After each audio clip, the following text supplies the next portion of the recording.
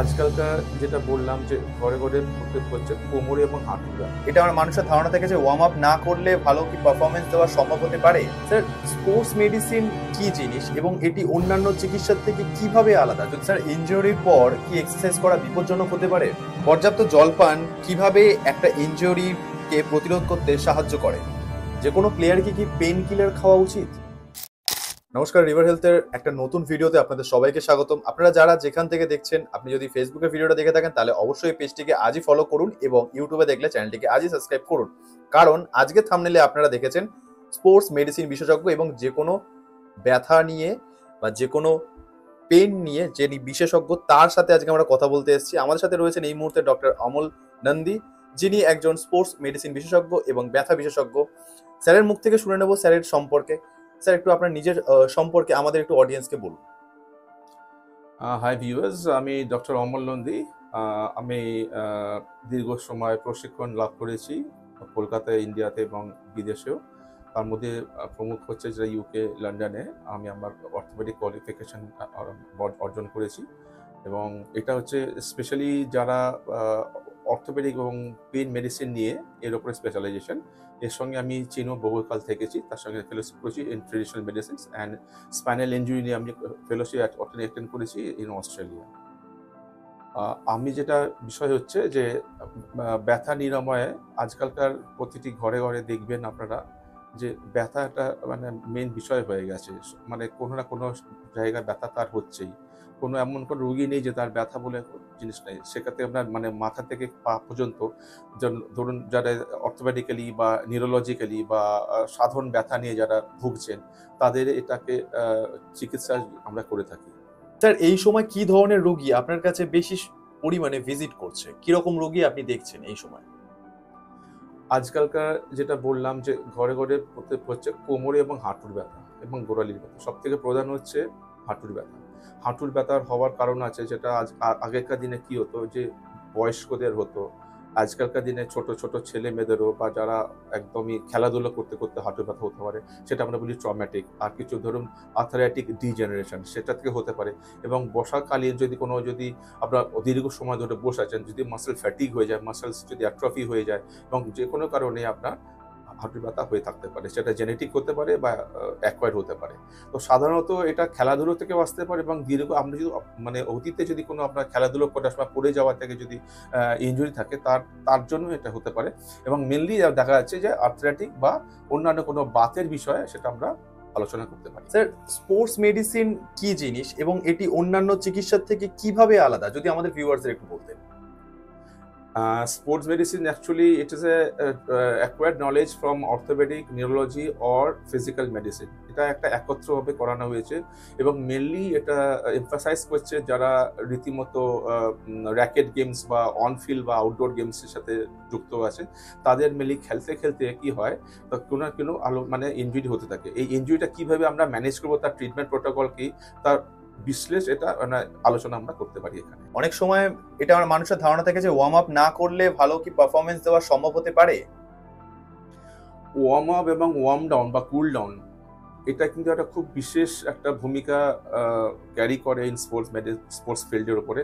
কারণ warm up যদি না করা হয়, তাহলে প্রতিটি আমাদের যারা মাসেল ফাইবার্স বা মাসেল স্ট্রেচিং যদি না হয়, muscles if they do not acquire the same length, তো সেম লেন্থ বা রিক্রুটমেন্ট করার সময় যদি সেম লেন্থ না পাই, তাহলে যদি ওয়ার্ম আপ না থাকে, তাহলে অনেক সময় মাসেল ইনজুরি বা মাসেল টেন্ডন বা লিগামেন্ট ইনজুরি বা স্প্রেন বা স্ট্রেন এসব দিয়ে আমরা পেতে পারি যে কোনো প্লেয়ার। তাই warm up is a very essential part and parcel of in sports management. ভালো খেলোয়াড় হতে গেলে আপনাকে ওয়ার্ম আপ করতেই হবে এবং কুল ডাউন করতেই হবে। স্যার, ইনজুরির পর কি এক্সারসাইজ করা বিপজ্জনক হতে পারে? দেখতে হবে ইনজুরিটা কিভাবে লেগেছে, it is uh acute or chronic. যদি অ্যাকিউট হয়ে থাকে, yes you have to take rest for some time, and because rest is a very big medicine in sports management. যদি আপনি রেস্ট না করেন, তাহলে আপনার যে মাসেল যে আপনার যেগুলো টায়ার্ড হয়ে গেছে বা ল্যাকটিক অ্যাসিড বা ল্যাকটেট বা যেগুলো টক্সিনস জমে থাকে, যদি ইনফ্ল্যামেটরি নেচার থাকে, সেক্ষেত্রে কিন্তু আপনাকে rest is a very important things in the life. তো রেস্ট না করতে হলে আমরা স্কেডিউল করে দিই বা 2 দিন কি 3 দিন বা কোনো যে কোনো সপ্তাহে। লিগামেন্ট ইনজুরি টেক্স টাইম, বা other injuries may heal very faster with pain killers and ice treatment whatsoever, but কিন্তু rest is a very important part in sports treatment. Sir, injury থেকে দ্রুত সেরে ওঠার জন্য কোন কোন থেরাপি সব থেকে বেশি কার্যকর? এইভাবে বিবেচনা করাটা ঠিক কঠিন হবে। পেশেন্ট অনুপাতে এটা আপনাদের বিবেচনা করতে হবে যে তার কোন প্রোটোকল বা কোন ট্রিটমেন্ট করলে তার সবথেকে ভালো হয়। কিন্তু first and foremost important is rest. Rest মানে আপনাকে রেস্ট করতে হবে, আইস ট্রিটমেন্ট করতে হবে এবং তারপরে যদি কোনো অ্যান্টি ইনফ্ল্যামেটরি নন স্টেরয়েড যদি দেওয়া যেতে পারে সেটা দিয়ে ওটা করতে হবে। এবং সবথেকে হচ্ছে কম্প্রেশন। কম্প্রেশন কোনো ক্রেপ ব্যান্ডেজ হতে পারে বা অন্য কোনো যদি কোনো স্ট্রেন হতে পারে সেভাবে আমরা ওটাকে ব্যান্ডেজিং করে ওটাকে আপনাকে রেস্ট করতে হবে। বা এখন যেটা কে টেপিং, কিউরোলজিক্যাল টেপিং করলে অনেক সময় কি নিজের দিকে আমরা প্রতিকূল হতে পারি। স্যার, খেলার মাঝে যদি কোনো প্লেয়ারের চোট লাগে তাহলে সেক্ষেত্রে কোন ধরনের চিকিৎসা সর্বপ্রথম নেওয়া উচিত? আমরা দেখে থাকি খেলার সময় যদি কোনো স্পোর্টসম্যানের ইনজুরি হয়, সে প্রথম কথা তাকে ফিল্ডে থেকে বাইরে করে নিল, তারপরে আমরা ওখানে কি ম্যাজিক স্প্রে বলে দেওয়া হয়। ম্যাজিক স্প্রে কোনো যদি স্প্রে করা হয়, স্প্রেটার মধ্যে কোনো ডিক্লোফিনাক বা অন্য কোনো জিনিস থাকে যেগুলো মাসেল রিল্যাক্স থাকে এবং ব্যথাটা কমে যায়, এবং তার সঙ্গে সঙ্গে বরফের ট্রিটমেন্ট, আইস ট্রিটমেন্ট করতে হবে। আর যদি ব্যথা থাকে তাহলে আমাদের ইনভেস্টিগেট করতে হবে ব্যথাটা কি কারণে হয়েছে বা কোনো ফ্র্যাকচার হয়েছে এটা, সেটা আমাদের ইনভেস্টিগেশন বা ইভ্যালুয়েশন করে দেখতে হবে। কিন্তু first and foremost is rest and ice treatment. আর যদি কোনো ম্যাজিক স্প্রে বা স্প্রের মধ্যে এরকম ধরনের কোনো মাসেল রিল্যাক্সেন থাকে যেটা ইনস্ট্যান্টলি ব্যথাটা কমাতে পারি এবং আমরা প্লেয়ারদের মাঠে আবার ফিরিয়ে নিয়ে যেতে পারি পারফরমেন্স দেওয়ার জন্য, সেটা আমাদের দেখতে হবে। একজন খেলোয়াড়ের জন্য সঠিক ডায়েট এবং পুষ্টির ভূমিকা কতটা গুরুত্বপূর্ণ হতে পারে?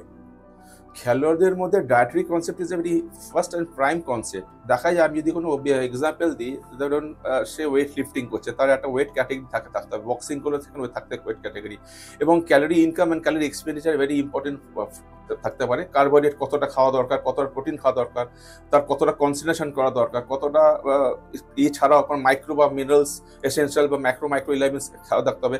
সেটা একটা অভিজ্ঞ ডায়েটিশিয়ানই করতে পারে এবং সেটা করে তার খেলার পারফরমেন্স ডিপেন্ড করছে ভালো ডায়েটের উপরে। সে যদি ডায়েট না করে সে ভালোভাবে পারফর্ম করতে পারবে না।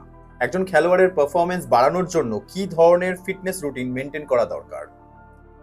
সব থেকে বলি পারফরমেন্স যে কোনো কারণে কনসিস্টেন্সি এবং ডিসিপ্লিন, এই যদি কনসিস্টেন্সি থাকে, ডিসিপ্লিন থাকে, সে কিন্তু ভালো খেলার হয়ে উঠতে পারে।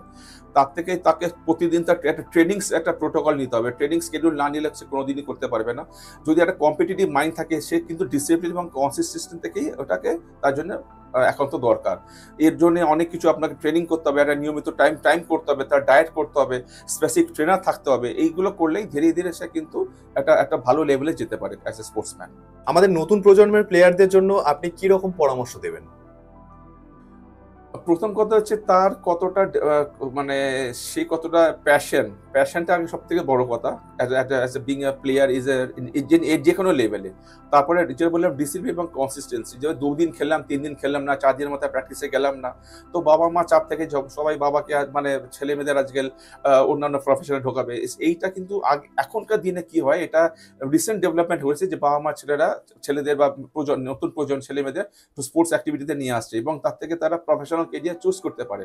এবং তার জন্য সব থেকে বড় কথা হচ্ছে একটা ট্রেনিং, একটা যদি প্রফিসিয়েন্সি যদি ট্রেনিং থাকে, সে অটোমেটিক্যালি সে কিন্তু ভালো হতে পারবে এবং তাকে ট্রেনিং দিয়ে তাকে আপগ্রেড করতে পারে জায়গাটাকে, এবং আপগ্রেড করতে পারলেই সে অবশ্যই করে কিন্তু সুযোগ পাবে। কারণ র্যাট রেসিং দুনিয়াতে কিন্তু এটা খুব এখন প্রধান ইম্পর্টেন্ট। ডিসিপ্লিন ছাড়া কিন্তু কোনো কাজ এগোতে পারে না, এবং তার জন্য আপনাকে প্রচুর ক্ষমতা, তাকে প্রচুর পেশেন্স, ধৈর্য সবকিছু রাখতে হবে, সময় দিতে হবে। সময় না দিলে এবং proper development of the mental and the physical health এবং মেন্টাল হেলথ ঠিক না থাকলে সে কিন্তু ডেভেলপ করতে পারবে না। তো তার সঙ্গে সঙ্গে আপনাকে কি করতে হবে, ভালো ডায়েট, ভালো রেস্ট, সবকিছু নিয়ে প্রশিক্ষণ, ইকুইপমেন্ট, ভালো জায়গায় আপনাকে ট্রেনিং করতে হবে। ট্রেনিং করলেই ধীরে ধীরে আপনি লাভ করতে পারবেন। আজকের দিনে দাঁড়িয়ে স্যার অনলাইনে কিছু মানুষ কিছু ভুল ভিডিও দেখে তারা বিভ্রান্ত হচ্ছে। সেক্ষেত্রে আমরা আপনার কাছে একটি প্রশ্ন নিয়ে এসেছি, সেটা মিথ আর ফ্যাক্টের মধ্যে। যেমন ধরুন, কোনো প্লেয়ার খেলতে গিয়ে সে ইনজিওর হলো, তারপরে কি বিশ্রাম নেওয়া একমাত্র সমাধান? খেলাধুলায় ইনজুরি হতেই পারে, and it's a part and parcel of the game. তো যে কোনো আউটডোর গেমসে, যেগুলো কন্ট্যাক্ট গেমস, রাগবি, ফুটবল, এইগুলো তো কন্ট্যাক্ট গেম, এগুলো তো তাদেরকে ইনজুরি একটা ভেরি ইম্পর্টেন্ট। যদি আপনি কোনো র্যাকেট গেম খেলতে চাইছেন, সেখানেও কিন্তু ইনজুরি হয়, এবং ইনজুরিটা কোথায় হয় সেটা ডিপেন্ড করছে আপনার অ্যাক্টিভিটির উপর। আপনি যদি কোনো ফরওয়ার্ড খেলছেন, স্ম্যাশিং করছেন, সেখানে আপনার পা হতে পারে। যদি আপনি বাস্কেটবল বা ব্যাডমিন্টন খেলছেন, র্যাকেট গেম খেলছেন, স্কোয়াশ খেলছেন, তো সেক্ষেত্রে আপনার কনুইতে হতে পারে, রিস্টে হতে পারে। Injury can happen, that can happen to any area depending on what you are playing and how you are playing তার উপরে। আর আরেকটা ডিপেন্ড করছে কতটা আপনি মাসেলটাকে ট্রেনিং দিয়েছেন। হঠাৎ করে মাঠে নেমে গেলেন খেলবেন বলে, সেক্ষেত্রে তো আমি ইনজুরি হওয়ার প্রবণতা বা চান্সেস আর ভেরি হাই। আর যদি আপনি প্রপার ট্রেনিং নিয়ে নামেন তাহলে কিন্তু ইনজুরিটা হতে পারে না, কারণ আপনাকে মাসেলসটাকে আপনি আগে থেকে একটু রিহ্যাবিলিট ট্রেনিং করিয়ে নেমেছেন। স্পোর্টস ইনজুরির ক্ষেত্রে বরফ না গরম জল কোনটা দেওয়া ভালো? অ্যাকিউট ক্ষেত্রে আমরা সাধারণত বরফই দিয়ে থাকি, কারণ যে জায়গাটা ওখানে ইনফ্লুয়েন্স আছে সেখানে কিন্তু ওর মেটাবলিক ফ্যাক্টরটা খুব বেড়ে যায়, টক্সিনস জমে যায়, সেক্ষেত্রে বরফটাই কার্যকারী। গরম জল একেবারেই নয়, কারণ ইনফ্লামেশনটা আরও বাড়াতে সাহায্য করবে। জল দিলেও হয়, কিন্তু যে জায়গায় আপনি বরফ পাচ্ছেন না সেক্ষেত্রে তো জলটাই দরকার। এবং তার সঙ্গে সঙ্গে ওটাকে একটু ক্রিপিং বা ব্যান্ডেজিং বা বন্ডিং করতে হবে বা টেপিং করতে হবে, করলে কি হবে ইনফ্লামেশনটা বাড়বে না, এবং তার সঙ্গে যে এফিউশন বা যদি কোনো ফ্লুইড জমা একটা থাকতে টেন্ডেন্সি সেটা কিন্তু আপাতত কম হবে। এবং কমা হওয়ার পরে মানে নেসেসারি ট্রিটমেন্টগুলোকে আপনাকে করতে হবে, যেটা কি মাসকুলার হয়েছে, কি লিগামেন্টার হয়েছে, কোন কম্পোনেন্টসে লেগেছে, সফট টিস্যু লেগেছে, কি হাড়ের উপর চোট এসেছে, তার উপর ডিপেন্ড করছে। পেশাদার খেলোয়াড়দের মধ্যে সবচেয়ে সাধারণ চোট কোনগুলি? এগুলো দেখতে হবে খেলোয়াড় সে কোন খেলায় যুক্ত আছে। এবার যদি মনে করুন যে সে যদি কোনো কন্ট্যাক্ট গেম থাকে বা রাগবি, ফুটবল বা কোনো অ্যাথলেট স্পোর্টসে, সেক্ষেত্রে দেখা যায় তার কোমরে বা পায়ে চোট আসার সম্ভাবনা সব থেকে প্রবল হচ্ছে আরও হাঁটু চোট সব থেকে বেশি থাকে। আর আরটা হচ্ছে গোড়ারের দিকে ক্র্যাম্পিং থাকতে পারে, গোড়ায় থাকতে পারে, বা কোনো মেটাটার্সাল থাকতে পারে, বা কোনো হিপ জয়েন্টও থাকতে পারে। মেন কথা লোয়ার লিমসে থাকে। আর ধরুন যারা স্কোয়াশ বা র্যাকেট গেমস খেলছে তাদের থাকে মানে কোমরের দিকে বা আরও উপরে টর্সোস বা আপার টর্সোর দিকে থাকতে পারে, বা শোল্ডার থাকতে পারে।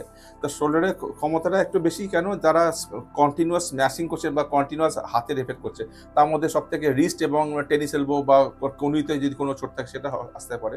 আর ক্রিকেটারদের মধ্যে আসতে পারে যারা বোলিং করছে তাদের shoulder injury is very important. যারা পেস বল করছে তাদের শোল্ডার ইনজুরি তাদের কিন্তু খুবই একটা মানে হাইলি সাসেপ্টেবল টু দ্যাট। আপনি জানেন যে শ্রীনাথ বা ডেনিস লিলি বা ইয়ান বোথাম বা ইমরান খান, এরা সবাই কিন্তু হাত নিয়ে ভুগেছে এবং তাদের আর্লি ট্রিট করতে হয়। এবং রিসেন্টলি আপনি ধরেন বুমরাও সে কিন্তু হাতি ইনজুরি তাকে কিন্তু খেলা থেকে বিরত থাকতে হয়েছে বহুকাল ধরে, বা এখনো রয়েছেন। তো এইগুলো দেখতে হবে সে কোন গেমসের সঙ্গে সে যুক্ত আছে এবং কোন জয়েন্টসে সে ওভার ইউজ করছে। Over use of joints is very much adaptable to the ইনজুরির লেভেল। নতুন যে প্লেয়াররা রয়েছে তাদেরকে চোট প্রতিরোধকের ক্ষেত্রে কি পরামর্শ দেবেন আপনি? খুব ভালো প্রশ্ন। যেহেতু এখন হাইলি কম্পিটিশনের জায়গা রয়ে গেছে, কম্পিটেন্সি মেনটেন করতে গিয়ে দেখা যাচ্ছে যে খেলোয়াড়রা মানে আনঅ্যাডাপ্টেবল সিচুয়েশনের মধ্যে পড়ে যাচ্ছে। তাদেরকে মাঠে থাকতে গেলে বা মানে পারফরমেন্স দেখাতে গেলে তাকে যে কোনোভাবে সে পারফর্ম করতেই হবে, সে যে কোনো হোক, at the cost of his life কেন হোক না কেন। তো আমার নিজের অভিজ্ঞতা থেকে বলছি, অনেক যারা সিবি প্লেয়ার্স ছিল তাদেরকে মানে প্রি রঞ্জি খেলার সময় তাদের কন্টিনিউয়াস বোলিং করার জন্য 4 ওভার তাকে বল করতে হবে, মানে এই সময় তাকে দেখা যায় কন্টিনিউয়াস ওভার ইউজ অফ স্টেরয়েডসও দেখা গেছে, বা ইনজেকশন ও ইন্ট্রাটিকুলার স্টেরয়েড দেখা দিয়েছে। বা কম্পিটিশন করতে গেলে আপনাকে ঠিকভাবে ট্রেনিং নিতে হবে, এবং যেহেতু ইনজুরি প্রিভেনশনে একটা ব্যাপারটা মাথায় রাখতে হবে। প্রিভেনশন অফ ইনজুরিটা যদি নিতে পারেন তার থেকে কোনটা সম্ভব, আপনাকে রেগুলার গেমসে থাকতে হবে এবং মানে সঠিকভাবে খেলতে হবে। কিন্তু খেলার সময় তো অত বোঝা যায় না। পারফরমেন্স দেখাতে গেলে বা এন্ডুরেন্স শো অফ করতে গেলে সেক্ষেত্রে আপনাকে you will give your best to that field. তো সেক্ষেত্রে চোট তো আসতেই পারে, এবং চোটটা কিভাবে আপনি মাথায় নিয়ে ওটাকে প্রিভেন্ট করবেন সেটা সব থেকে বড় বিষয়। সেজন্যে সঠিক পরামর্শ নেওয়া দরকার চিকিৎসকের, এবং যে আপনার কোচ আছে বা ট্রেনিং আছে বা ট্রেনার আছে তাদের সঙ্গে যোগাযোগ করতে এবং আপনার যে প্রবলেমটাকে আলোচনা করতে হবে। লুকিয়ে কোনো কাজ হয় না, লোকালে জিনিসটা আরও বেড়ে যাবে। তো সেটা যদি আপনি আগে থেকে বলেন বা ঠিকভাবে প্রিভেন্ট করা যেটা উপায় নেন, সেক্ষেত্রে আপনার কোচ বা যারা ডক্টরস আছে বা চিকিৎসক আছে তারা সেইভাবে আপনাকে পরামর্শ দেবে এবং সঠিক ট্রিটমেন্ট করতে সাহায্য করবে। আজকের ভিডিওটা আপাতত স্যারের দীর্ঘ 25 বছরের অভিজ্ঞতা থেকে যদি আপনাদের কোনো কিছু কাজে লাগে তাহলে আজকে আমাদের এই ভিডিওটা করা সার্থক।